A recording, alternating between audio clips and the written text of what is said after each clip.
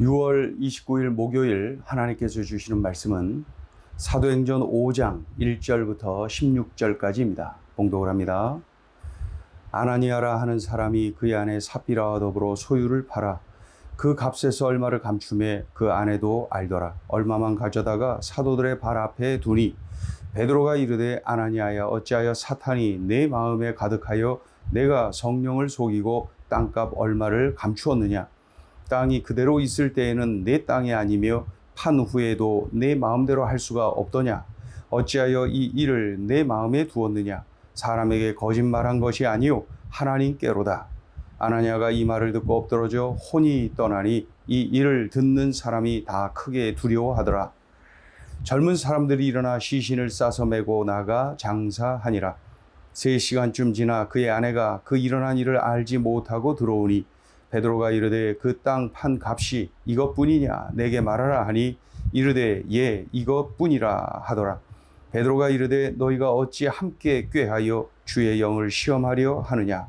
보라 내 남편을 장사하고 오는 사람들의 발이 문 앞에 이르렀으니 또 너를 메어 내 가리라 하니 곧 그가 베드로의 발 앞에 엎드러져 혼이 떠나는지라. 젊은 사람들이 들어와 죽은 것을 보고 메어다가 그의 남편 곁에 장사하니 온 교회와 이 일을 듣는 사람들이 다 크게 두려워하니라.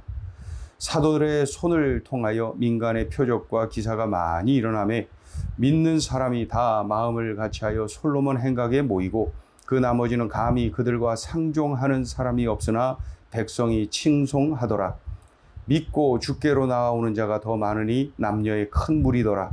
심지어 병든 사람을 메고 거리에 나가 침대와 요 위에 누이고 베드로가 지날 때에 혹 그의 그림자라도 누구에게 덮일까 바라고 예루살렘 부근에 수많은 사람들도 모여 병든 사람과 더러운 귀신에게 괴로움 받는 사람을 데리고 와서 다 나음을 얻으니라. 아멘. 성령의 역사로 초대교회가 계속 부흥합니다. 예수님을 믿고 영접하여 구원받는 성도의 수가 계속 늘어나고 있습니다. 병자들이 치유받고 귀신들이 쫓겨나가는 표적과 기사가 계속해서 많이 일어나고 있습니다. 이 모든 기적이 성령의 역사로 일어난 것이다 라는 것을 오늘 본문에서 분명히 밝히고 있습니다. 그런 중에 불미스러운 일이 이 초대교회 가운데 일어났는데 아주 불미스러운 일, 아주 두려운 일이 분명합니다. 아나니아와 삽비라라고 하는 부부가 자신들의 소유인 이 땅을 팔았습니다. 그리고 그 판 값을 하나님께 드립니다. 여기까지는 귀한 일, 은혜로운 일, 또 본이 되는 일 아닙니까? 그런데 이 부부는 사도들과 성도들에게 거짓말을 하는 것입니다. 우리가 땅을 판 값 전부를 하나님께 드리는 것이다. 무엇을 위하여 이렇게 거짓말을 하는 거예요? 전부가 아니라 땅 판 값의 일부를 이미 감추었어요. 그리고 전부인 양 이렇게 사람들을 속이는 거죠. 왜 그래요? 위선입니다. 사람들에게 야 믿음 좋다 이 소리 들으려고, 야 참 헌신적인 삶 사는구나 이런 말 듣고 싶어서 아주 위선적인 그러한 행동을 하고 있는 것이죠. 사람들에게 보이기 위한 그러한 위선에 빠지고 만 것입니다. 그러나 땅을 판 돈 전부가 아니라 일부였다. 일부를 전부인 양 바치면서 생색을 내고 위선을 떨고 있는 것이죠. 그런데 베드로 사도가 이미 꿰뚫어 알고 있지요. 그래서 이렇게 질문합니다. 3절 4절 읽어보죠. 베드로가 이르되 아나니아야 어찌하여 사탄이 내 마음에 가득하여 내가 성령을 속이고 땅값 얼마를 감추었느냐. 땅이 그대로 있을 때에는 내 땅이 아니며 판 후에도 내 마음대로 할 수가 없더냐.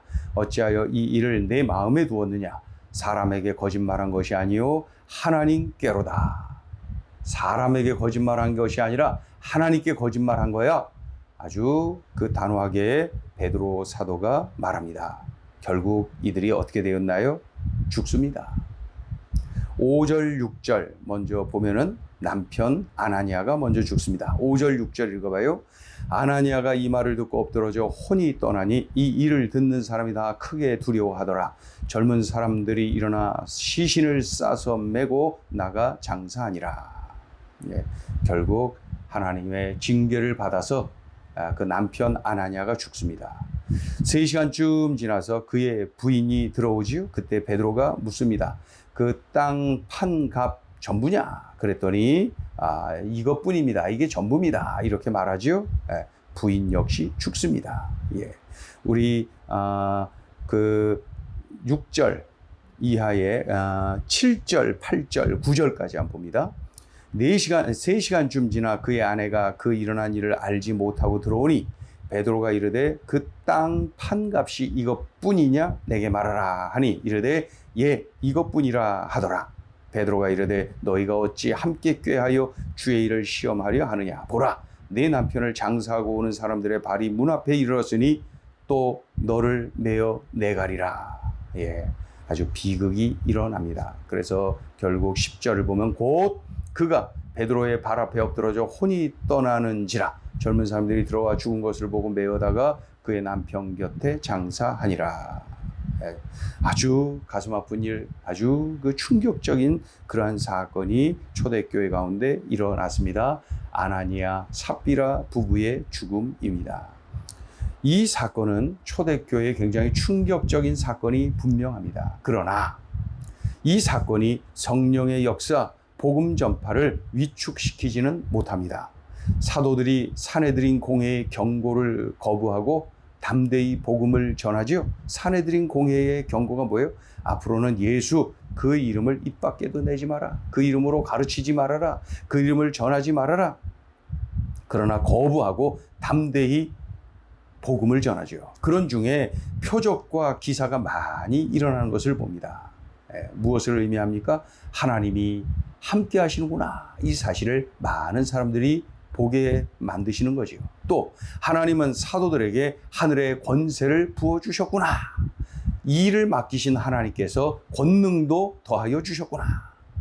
아무튼 이런 일로 병든 자들이 치료받고 귀신들이 쫓겨나고 남녀의 큰 무리가 예수께로 나오는 역사, 이 성령의 역사가 12절부터 16절까지 자세하게 기록되어 있습니다.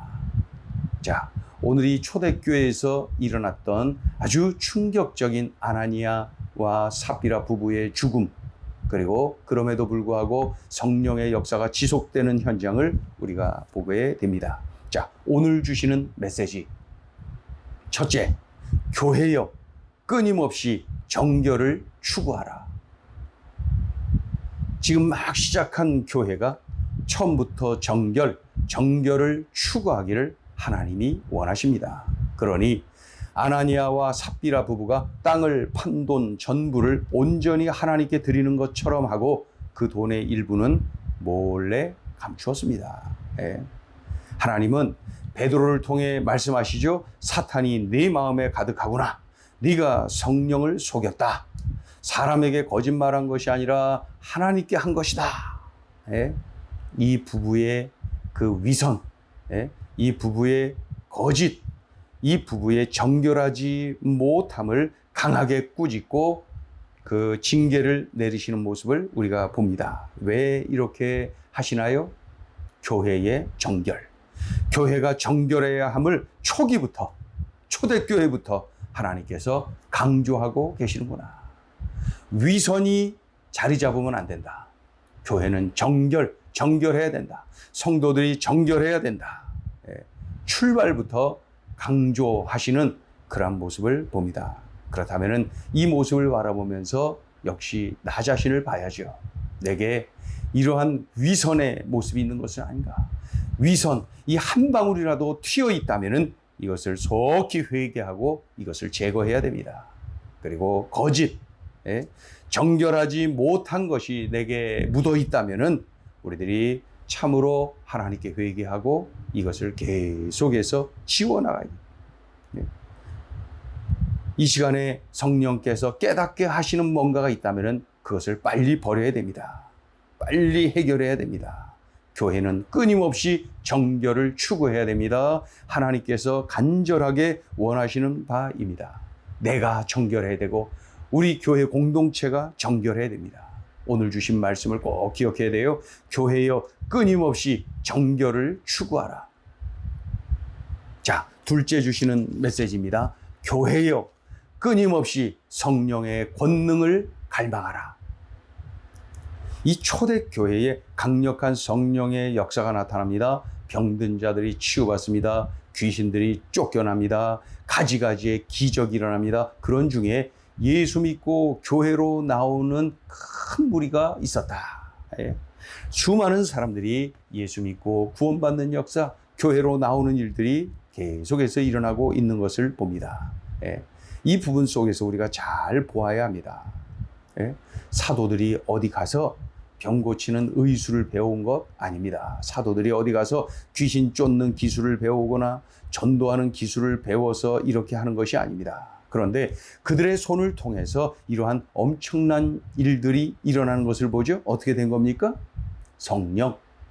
성령의 권능, 디나미스, 다이나마이트, 이 하늘의 파워, 인간의 힘이 아닌 성령의 권능으로 되는 것임을 우리는 정확하게 볼 수 있어야 됩니다.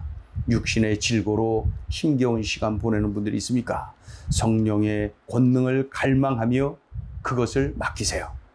영혼의 연약함, 이 귀신의 지배당하는 분들 계십니까? 그렇다면 성령의 권능을 갈망하며 맡기세요. 가정의 그 복음화, 또 사랑하는 누군가를 전도하기 위하여서 하나님 앞에 매달리는 분들이 있습니까? 성령의 권능을 갈망하며 맡기세요. 초대교회의 이러한 성령의 권능은 2000년이 지난 지금도 나의 삶의 자리에서도 얼마든지 역사하심을 우리들이 볼 수가 있습니다. 이런 믿음, 이런 확신을 가지고 우리 성령의 역사를 갈망하며 맡겨야 됩니다. 우리 성도들 한 사람 한 사람이 성령으로 충만하고 우리 교회가 끊임없이 성령의 권능을 갈망하자고요. 그래서 성령의 권능, 성령의 역사를 누리며 체험하며 간증하며 전하며 나누며 살아가야죠. 네? 교회여 끊임없이 성령의 권능을 갈망하라.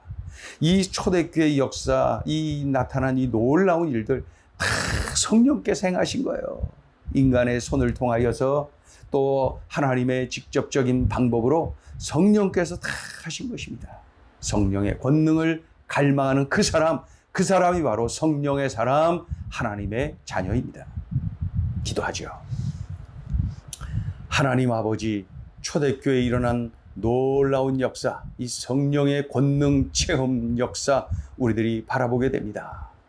우리들이 삶의 자리에서 환경에 짓눌려 살아가는 연약한 인생이 아니라 성령의 권능을 기대하며 성령의 권능을 갈망하며 철저하게 맡기며 의지하며 성령의 지배당하며 살아가는 우리의 삶이 되게 하여 주시옵소서.